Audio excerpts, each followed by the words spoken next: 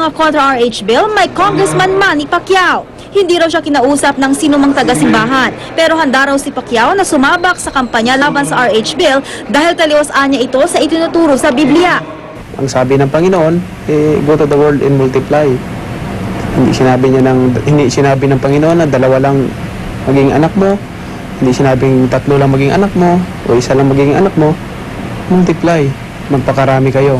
Inihayag ito na kongresista kasunod ng pagpaparangal sa kanya ng mga kabaro sa Kongreso para sa kanyang matagumpay na laban kontra kay Sugar Shane Mosley. Kaya naman nakikipagpulong daw ang mga obispo kay Pacquiao sa tanggapan ng CBCP, kasabay ng pagsisimula ng plenary debate sa Kongreso tungkol sa RH bill.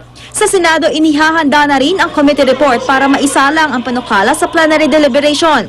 As the author of the RH bill in the Senate, I am prepared. I'm preparing my battle gear. I don't think anything will happen during these 3 weeks, but after the SONA, we're ready for a shootout. I'm preparing my Navy SEALs and my stealth bombers so that we can rescue the people who are suffering from the fortress mentality. Ang palasyo naman, handa pa rin daw makipagdialogo sa CBCP kahit pa 2 beses nang bumagsak ang kanilang pag-uusap. Will the real representatives speak up talaga? I mean, we've been talking to them, but apart from talking to them, may mga bumibira sa amin sa labas ng mga obispong nakipag-dialogue sa amin. So, medyo siguro ayusin nila kung sino talaga sa kanila ang nais makipag-usap sa amin. But bukas naman kami talaga . Para sa unang balita, Lay Alves reporting. Ilang linggo bago magpasukan, naglunsad ng diskwento caravan ng DTI. Bukod sa mura na, maganda rin daw ang kalidad ng kanilang mga ibinibentang gamit pang eskwela. Narito ang report ni Julius Segovia.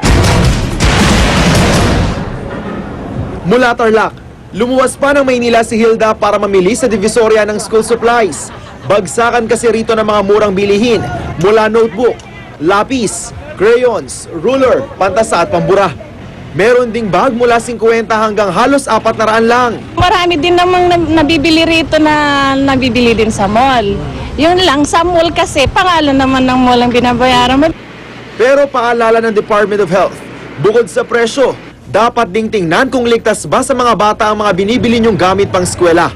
Ang crayon sa limbawa, dapat mababa ang lead content at may non-toxic label. Angkop din dapat sa edad ng mga gamit. Kaya ang para sa mga preschooler, walang maliliit na parte na pwedeng malulon. Hindi siya yung matitigyan mo ay mapapalikan natin para kung gusto nating alamin kung ano ng kasama, meron tayong magagawa.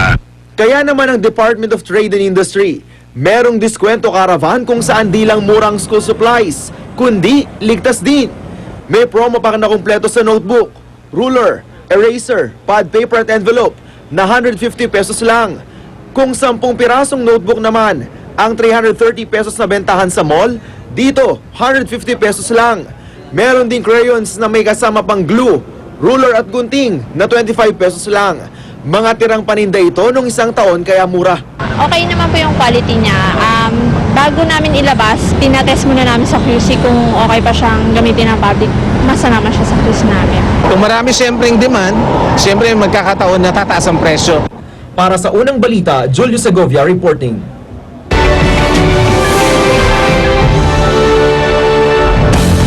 Mahigit 1,700 pasahero ng isang cruise ship inilikas matapos mawalan ito ng kuryente sa Baltic Sea. Kwento ng ilang pasahero, hindi na rin daw gumagana ang mga toilet at shower. Patuloy namang inaalam ang sanhi ng power failure. Dinala na ang mga pasahero sa Stockholm Airport sa Sweden kung saan sila iuuwi sa kani-kanilang bansa. At para makabawi ang pamunuan ng cruise ship, namigay sila ng voucher sa mga pasahero para sa isang cruise sa susunod na taon. Lumalalang kaguluhan sa Syria huling-huli sa amateur video. Sa mga kuwang ito na ipinost sa isang social media website, kitang-kita ang paglikas ng mga sibilyan matapos umalingaw-ngaw ang mga putok ng baril. Ang mismong kumuha ng video, muntik pang tamaan ng bala. Kaliwat kanan din ang kilos protesta kontra kay Syrian President Bashar al-Assad. Ayon sa tala ng ilang international rights groups, nasa 700 sibilyan na ang nasawi sa kaguluhan. Tumako na tayo sa mainit na showbiz balita. Ihatid na po natin morning kachika si Luan T. Luan!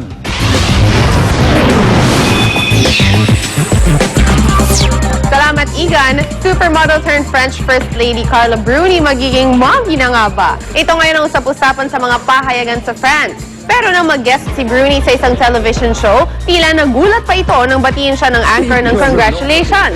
Hindi agad nakasagot ang First Lady kaya binati na lamang din niya ang anchor ng congratulations. 2008 nagpakasal si Bruni at French President Nicolas Sarkozy just months after meeting at the party in 2007.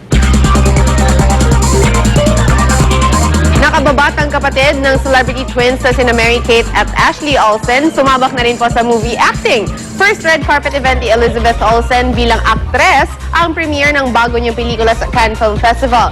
The film is entitled Martha Marcy May Marlene. Gumanap dito si Ashley bilang Martha, isang babaeng nakatakas mula sa isang kulto sa New York City. Naging maganda ang reception sa pelikula sa Sundance Film Festival itong January, kung saan nanalong Best Director ang may obra nitong si Direk Sean Durkin.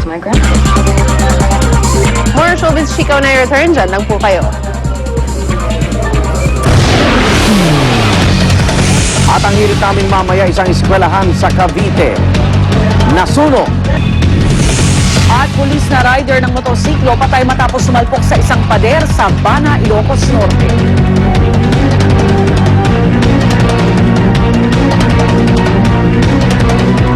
Narito muli ang balik